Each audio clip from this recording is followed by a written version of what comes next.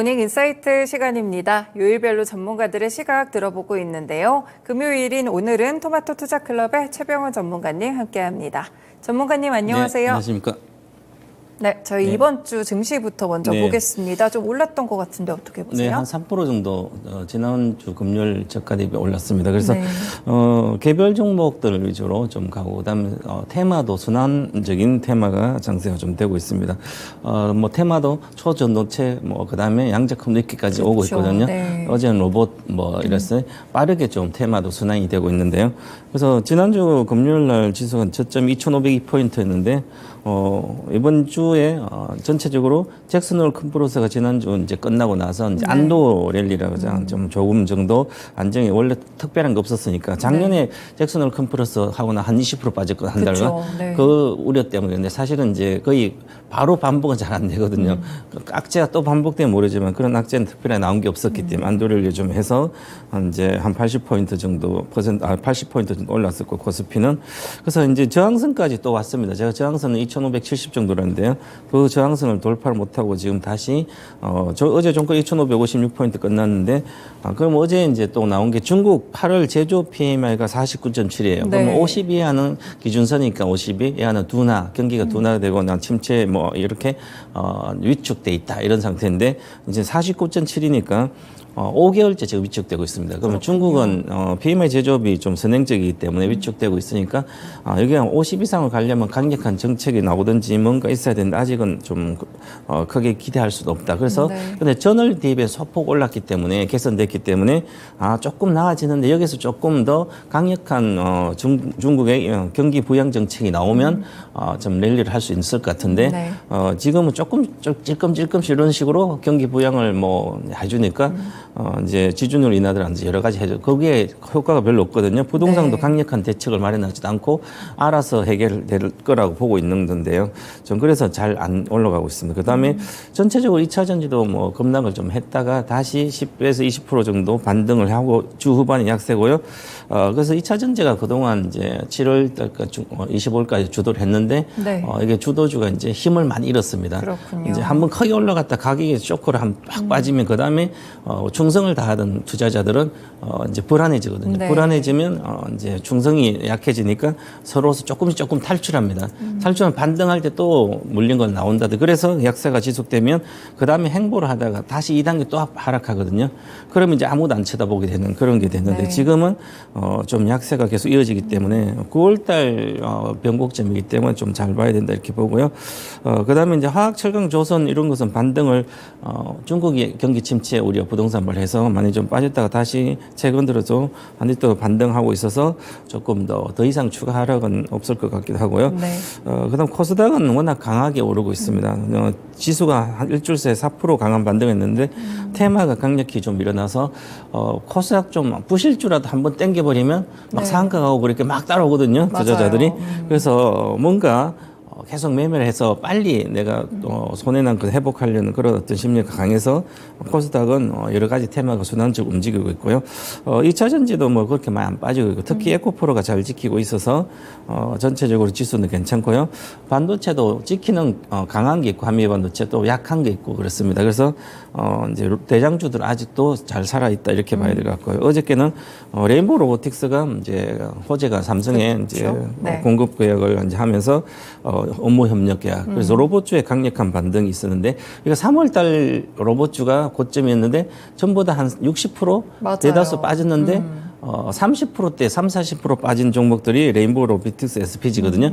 요게 이제 로봇주에서 앞으로 강력한 실적과 성장을 보장받을 수 있는 대표적인 종목으로 볼 수 있거든요. 그럼 로봇주는 이 레인보우 로보틱스 SPG 이 두 종목만 봐도 강세가 전체적으로 어제 보면 레인보우 상한가하고 SPG가 3등으로 올랐거든요. 그러면 결국은 이제 SPG는 매출도 좋고 이익도 괜찮고요. 미국본 해외에도 진출하고 일본도 그렇고요.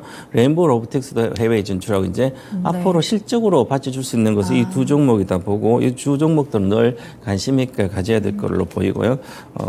전체적으로 보면 테마인데 며칠 더 계속 좀 이어진다면 좀 좋지만 오늘까지 좀 잘 봐야 되지 않을까 이렇게 말씀드리겠습니다. 네, 그렇군요. 그러면 코스피도 차트 통해서 조금 더 자세히 볼까요? 네, 8월 한 달간 많이 빠졌습니다. 네. 4, 5% 정도 5.7% 월 저가기죠. 뭐 5.7% 빠지고 어제 종가로는 2.9% 빠졌는데 2.9%면 뭐 커지지 않지만 한 5%대 빠졌으면 좀 빠진 거예요. 그런데 8월 1일 날 2668포인트에서 계속 급락을 해서 2단계 급락을 8월 17일까지 했거든요.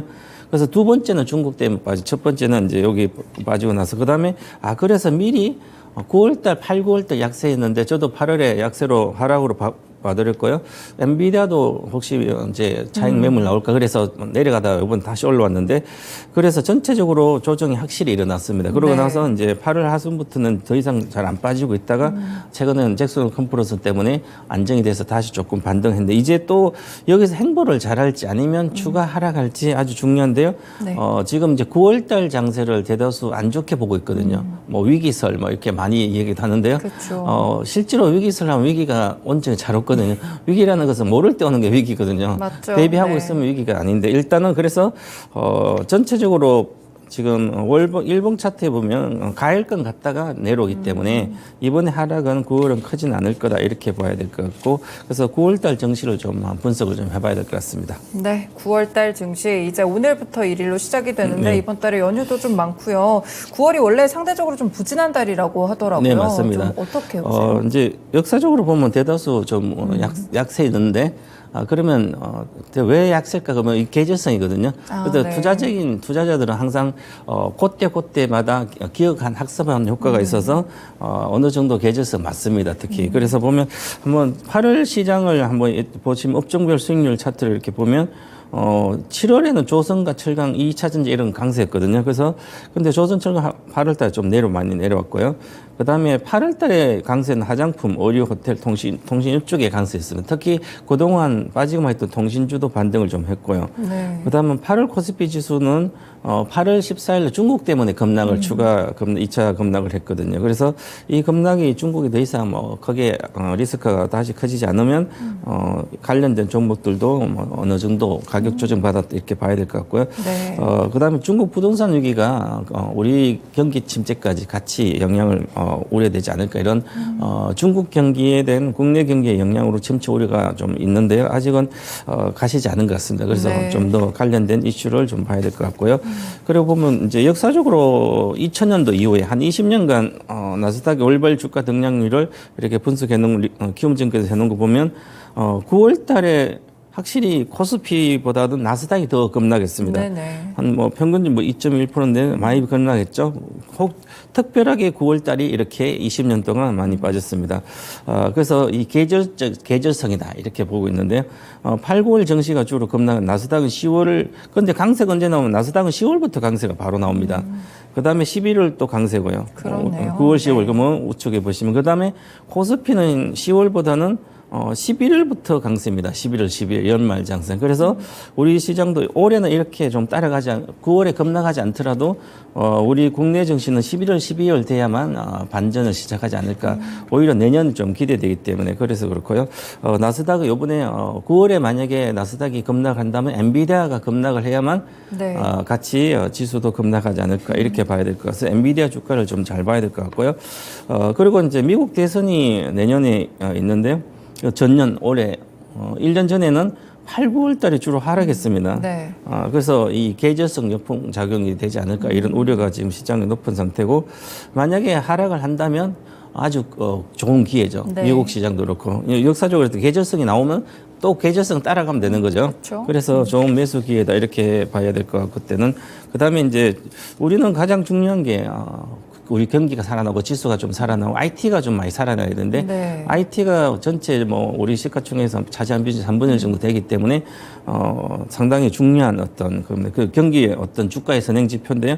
그래서 한국 경기는 반도체와 중국 경기에 동행을 합니다. 그래서 중국 경기와 반도체를 잘 봐야 되는데 그래서 네. 우리가 이제 반도체가 재고가 좀 줄어서 감산도 하고 재고 줄어서 이제 올해 하반기부터 확실히 좋아진다. 바닥 통과가 좋아진다. 계속 그런데 아직까지 좋아지는 게 없습니다. 특별히. 맞아요. 그래서 네. IT 관련된 뭐 삼성전자라든지 이런 게 급등하지 않거든요. 엔비디아는 좀 특별한 이제 하이닉스, 엔비디아 영향이고요. 삼성전자가 잘 올라가면 우리나라 경기도 좋아지고요. IT 네. 쪽이 좋아지는 거예요. 그래서 삼성전자 IT 그룹주라고 보면 되는 거죠. 그래서 한국 반도체 수출 비중이 보니까 코로나 때는 한 24.5% 정도 됐는데 지금은 14.8로 이렇게 많이 줄었습니다. 네. 반도체 수출 비중이 이렇게 많이 줄었다는 건 그만큼 우리가 영향을 크게 보는 거죠. 왜냐하면 전체 GDP 반도체가 차지한 비중이 크기 때문에 그렇고요.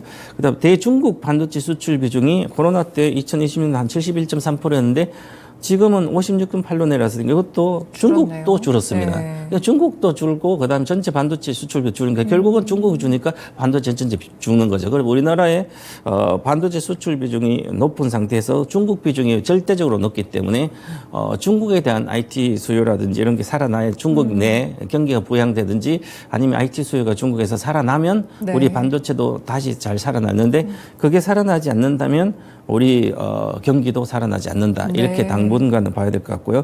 그래서 한국 경기는 지금은 또 중국의 부동산 발 침체 위기가 전이되고 있습니다. 맞죠. 그래서 이건 심리적인데 부동산은 중국은 충분히 저는 이제 뭐 리만 브러더스 이런 것처럼 오지 않을 거라고 저는 확신하고 있지만 그래도 전체적인 심리적인 영향이 크다. 소비 심리에 부동산 영향이 크거든요. 그래서 중국의 부동산 침체 중국이 직업을 안 열게 됩니다. 그럼 네. 중국의 내수 소비라든지 해서 소비를 살려서 경제를 좀 회복시키려고 하는데 그게 안 될 가능성이 아주 크다. 그렇기 때문에 너무 기대하지 말고 시간이 오래 걸릴 거라고 보면서 천천히 그 삼성전자를 만약에 대표적인 반도체 수혜주기 때문에 경기 수혜주 그럼 삼성전자도 지금 개인들이 많이 사고 있잖아요. 그러면 빨리 금방 올라갈 거라 생각하고 사면 지쳐서 안 된다는 거죠. 그 지치지 않게 내년 한 1, 2년을 보고 지금부터 사면 괜찮지만 그러지 않고는 기대가 너무 성급하다 이렇게 말씀드리겠고요. 네. 그다음에 반도체 좀 좋아지고 있는데 재고 순환이나 재고율을 차트를 이렇게 보면 반도체 업황 회복을 기대하고 있지만 조금 회복되고 있습니다. 네. 개선되고 있는데 재고 순환선이 36.1까지 좀 내려와 있는 상태고요. 그다음 재고율이 오르측 재고비 2점 몇 배, 두세 배 정도까지 재고 네. 평균이 지금 1.4배 정도 되니까 이제 재고율도 많이 개선되고 있다. 그래서 재고율이 개선된다는 것은 전문간에 반전한다는 거죠. 그래서 내년 상반기는 반전할 걸로 보이고요. 네. 그다음 미국이 중요한데 미국에 보면 미국의 연준에서는 스탠스는 항상 이제 슈퍼코어 CPI를 보거든요. 맞죠. 이 슈퍼코어 CPI를 봐서 이게 확실히 빠지면 이제는 이제 물가도 잡았다 이렇게 생각하는데 아직은 이게 확실히 빠지지 않고 있는데 그래도 전체적으로 하락 추세고요. 이 물가의 슈퍼코어에 임금 관련된 게 되어서 임금이 이제 실업률도 조금 높아지고 그래야 되는데 아직은 좀 단단한데요. 조금 기미는 있는 것 같습니다. 네. 그래서 좀 좋아질 것 같고요. 그래서 물가가 또한 이제는 이제 경제 지표가 미국이 잘 안 나오면 주식은 올라갑니다. 왜냐하면 경제 지표 안 나오면 이제 물가가 잡히겠구나. 확실히 주가 하락이 하겠구나. 그렇게 하면 이제 목표 물가로 가면 당연히 경기가 연착륙되고 나서 좋으면 확실히 좋은데요.